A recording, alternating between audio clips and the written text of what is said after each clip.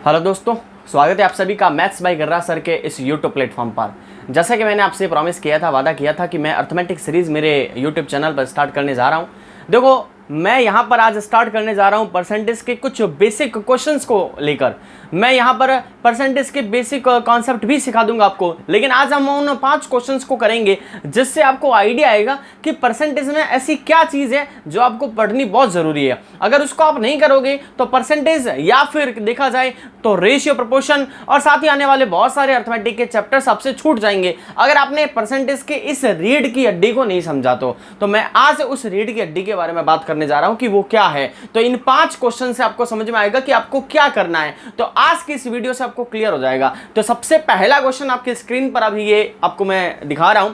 हाँ, तो इस क्वेश्चन को अब आप सॉल्व करके बताइए। आपके सामने एक क्वेश्चन है जिसमें लिखा हुआ है कि एक आयत है जिसकी एक भुजा को 20% बढ़ा दिया जाता है। आयत आप सभी को पता है कि इसको आयत कहते हैं, है ना। पहला क्वेश्चन हम करने जा रहे हैं। तो इस आयत की एक भुजा को 20% बढ़ा दिया जाता है और दूसरी भुजा जिसे हम चौड़ाई कहते हैं उसको 5% बढ़ा दिया जाता है।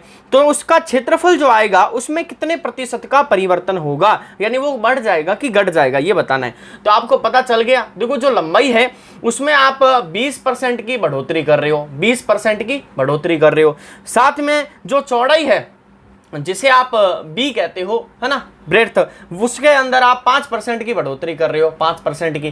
तो जो 20% है इसकी फ्रैक्शनल वैल्यू आपको पता होनी चाहिए। अगर आप परसेंटेज के साथ में जाओगे तो हो सकता है कि आपको टाइम ज्यादा लग जाए, लेकिन अभी जो मैं आपको अप्रोच बताने वाला हूं इसमें टाइम ज्यादा नहीं लगेगा। 20% की फ्रैक्शनल वैल्यू 1/5 होती है, ध्यान रखना।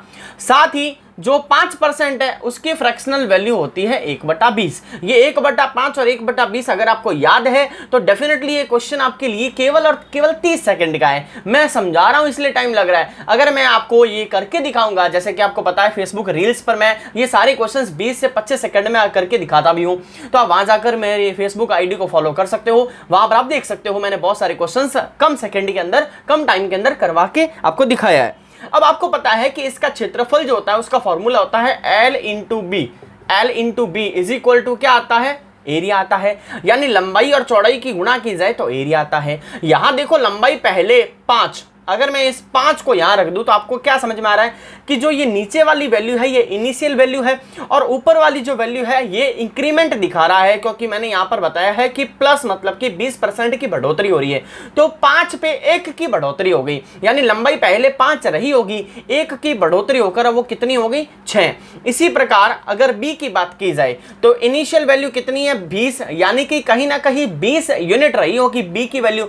1 का इंक्रीमेंट यानी कि प्लस है तो 1 का इंक्रीमेंट यानी बढ़ गई, तो 20 पर 1 बढ़ गई यानी कि 21 हो गई। तो यहां से अगर मैं एरिया निकालना चाहूं तो कितने यूनिट आएगा? 100 यूनिट आएगा। और यहां से अगर मैं एरिया निकालना चाहूं तो कितने यूनिट आएगा? 126। अगर आप इसका मल्टीप्लाई करोगे 21 इंटू 6 तो 126। तो आपको साफ साफ नजर आ रहा है सारा खेल परसेंटेज में बेस था। तो यहां से यहां तक की बढ़ोतरी देख लो कितनी आई है, 100 पे 126, यानी कि 26 की बढ़ोतरी आई है। अब 26 की बढ़ोतरी किस पे आई है? हमेशा पहले वाली वैल्यू पे काउंट करते हैं। पहले वाली वैल्यू कितनी है? 100। तो 26 की बढ़ोतरी कहां पर है? 100 पर। उसने पूछा था परिवर्तन जो हुआ है वो कितने प्रतिशत पे हुआ है? परसेंटेज पे हुआ है। तो परसेंटेज के लिए 100 से मल्टीप्लाई करते हैं तो आपके सामने कितना आ गया? 26। अब आप कहोगे सर यहां से डायरेक्ट भी तो 26 दिख रहा था, लेकिन आगे ऐसा एक क्वेश्चन करवाऊंगा जिसमें आपको ये वाला प्रोसेस अपनाना पड़ेगा जिससे करेक्ट आंसर आएगा। तो ये था पहला क्वेश्चन। आई होप आपको समझ में आ गया होगा। बढ़ते हैं नेक्स्ट क्वेश्चन की तरफ।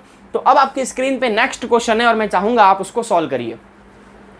इस क्वेश्चन को आप मुझे सॉल्व करके बताइए कि ये क्वेश्चन किस तरीके से सॉल्व किया जा सकता है। फ्रेंड्स, अगर आप चाहते हो कि इस अर्थमेटिक की सीरीज को मैं कंटिन्यू रखूं तो आपको बस एक ही काम करना है, मेरे चैनल को करना है सब्सक्राइब। अगर आपने इसको सब्सक्राइब कर लिया तो बेल आइकॉन को हिट कर देना ताकि नोटिफिकेशन आपको मिलती रहे जब भी मैं वीडियोस अपलोड करूं। अब रेगुलर बेसिस पे आपको वीडियोस मिलती रहेगी, चाहे वो 10th क्लास की मैथमेटिक्स की बात हो या फिर गवर्नमेंट एग्जाम कोई भी आप दो, उसमें मैथमेटिक्स तो आनी है। तो मैथमेटिक्स से रिलेटेड हर प्रकार का कॉन्सेप्ट यहाँ पर आपको सिखाया जाएगा। तो दूसरा क्वेश्चन क्या कहता है? आपके सामने क्वेश्चन है और आप देख आपने सॉल्व भी कर लिया होगा अगर आपको ये कॉन्सेप्ट जो अभी मैंने समझाया वो अगर समझ में आ गया है तो। दूसरा क्वेश्चन, किसी संख्या को 20% घटाया जाता है, तो 20% घटा दिया जाता है। तो मान लेते हैं कि वो संख्या कुछ भी हो, 20% घटा दिया जाता है, तो ये मैंने 20% के आगे माइनस लगा दिया। और आपको पता है कि 20% की जो फ्रैक्शनल वैल्यू है वो होती है 1/5। ओके तो यहाँ माइनस लगा देता हूँ ताकि आपको पता रहेगा कि यहाँ पर वैल्यू डिक्रीज हुई है। फिर 80% बढ़ा दिया जाता है, तो 80% बढ़ा दिया जाता है। अब आपको अगर ये नहीं पता कि 80% की फ्रैक्शनल वैल्यू 4/5 होती है तो आप डेफिनेटली कहीं ना कहीं फंस जाओगे, है ना। तो यहाँ पर कैलकुलेशन से बचने के लिए ये सारा तरीका आपको बता रहा हूँ। अच्छा, तो पहले वाले और दूसरे वाले कॉन्सेप्ट से ही हमें आगे बढ़ना है। यहाँ पर आप अच्छे से देखिए अब क्या होने जा रहा है। पहली इनिशियल वैल्यू कितनी थी? 5। एक का डिक्रीमेंट हो गया यानी डिक्रीज हो गई वैल्यू, तो अब कितनी हो गई? 4।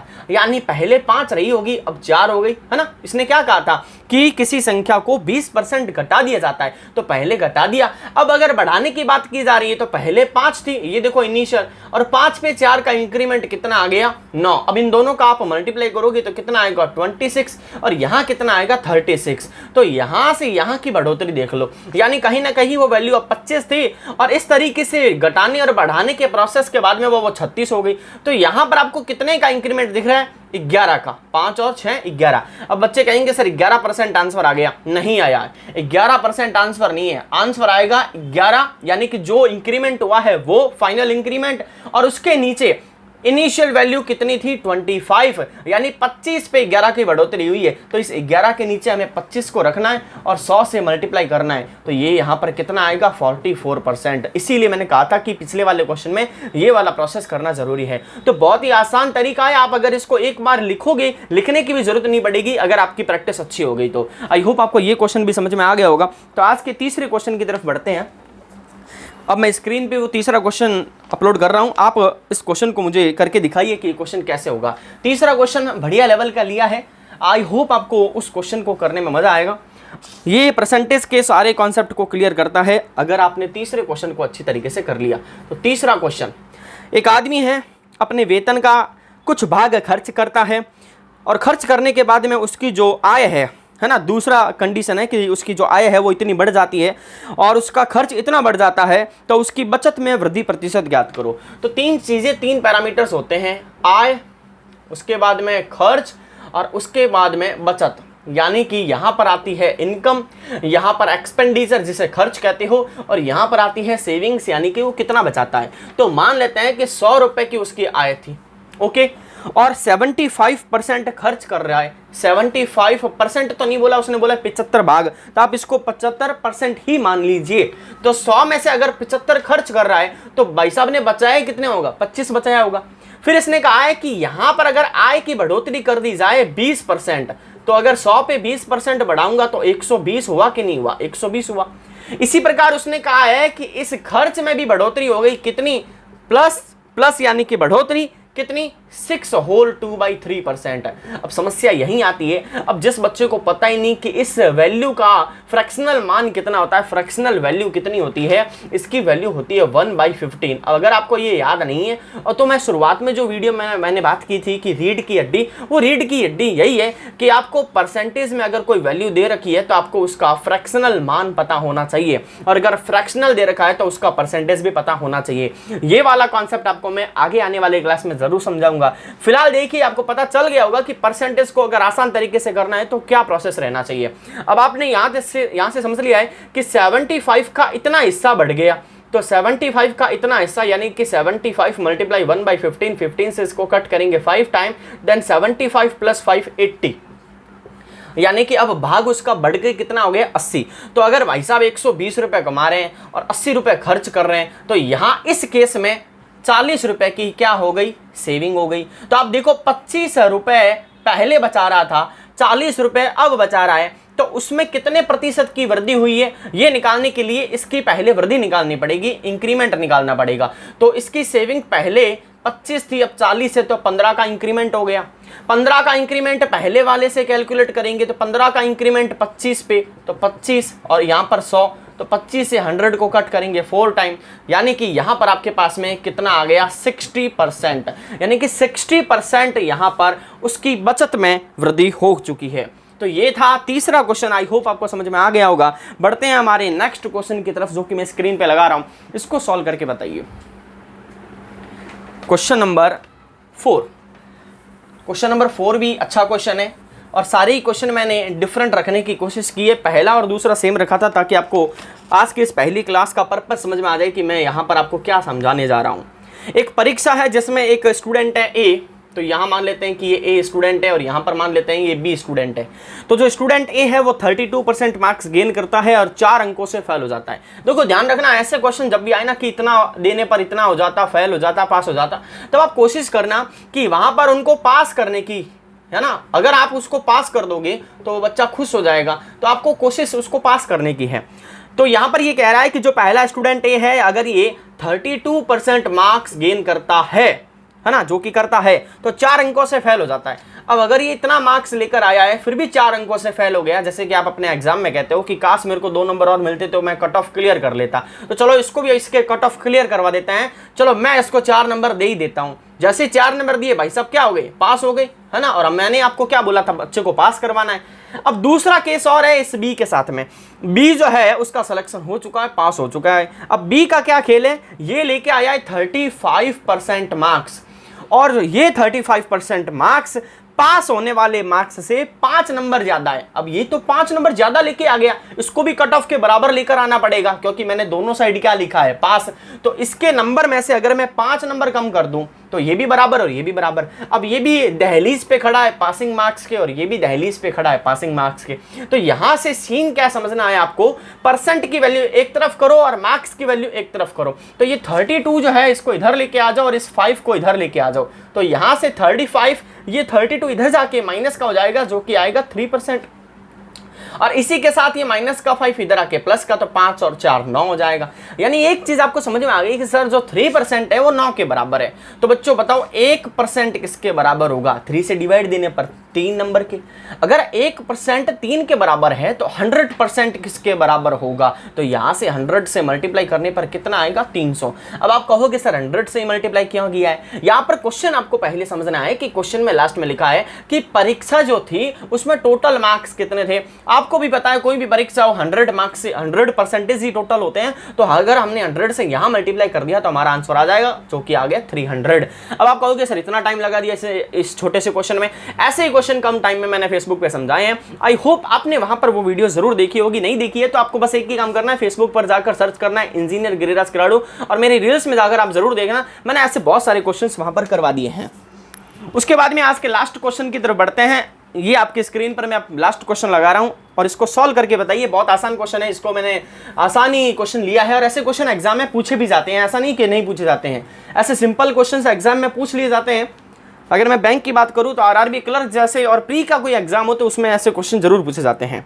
एक गांव की जनसंख्या हर साल इतने प्रतिशत बढ़ जाती है, कितने प्रतिशत, 25% बढ़ जाती है। अब आपको पता होना चाहिए ना कि इसकी फ्रैक्शनल वैल्यू 1/4 होती है। फिर कह रहा है कि 3 साल के बाद में गांव की जनसंख्या 10,000 हो गई तो शुरुआत में कितनी थी ये पूछा है। देखो बच्चों, पहले साल और दूसरे साल और तीसरे साल का सीन क्या रहा। पहले साल, दूसरे साल और तीसरे साल। पहले साल में जनसंख्या 4 थी, 4 से 1 बढ़कर 5 हो गई। फिर से 4 थी, 1 बढ़कर 5 हो गई। फिर से 4 थी, 1 बढ़कर 5 हो गई। अब इनका करो आप मल्टीप्लाई, तो ये कितना आ गया 125 और ये कितना आ गया 64।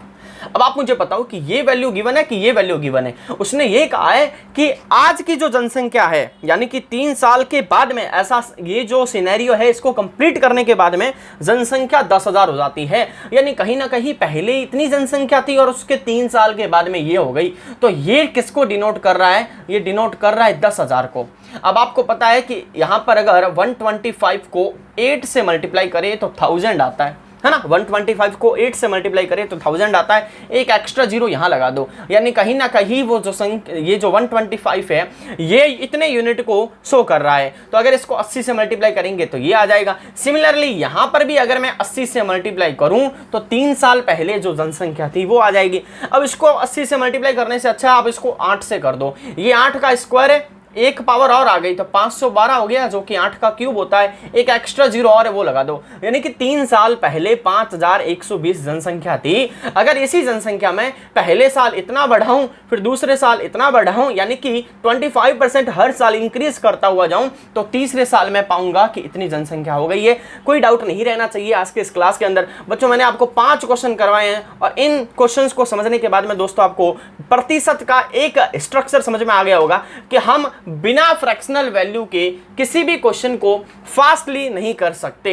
अगर आप चाहते हो विद इन 1 मिनट किसी क्वेश्चन को सॉल्व करना, तो आपको फ्रैक्शनल वैल्यू पता होनी चाहिए। तो आपको कैसी लगी आज की क्लास कमेंट सेक्शन में जरूर बताना। कोई भी डाउट हो आप कमेंट सेक्शन में मुझसे जरूर पूछना है। और आप आगे किस चैप्टर से रिलेटेड वीडियो चाहते हो, क्या मैं प्रतिशत के और क्वेश्चन करवाऊं, और ये जो फ्रैक्शनल वैल्यू है ये कैसे निकालते हैं और कैसे इनको आसानी से याद रखा जाता है, अगर आप ये चाहते हो तो मैं डेफिनेटली इसके ऊपर वीडियो बना दूंगा। तो आज के लिए इतना ही, मिलते हैं नेक्स्ट क्लास में। इसको अपने दोस्तों के साथ में शेयर जरूर करना। धन्यवाद।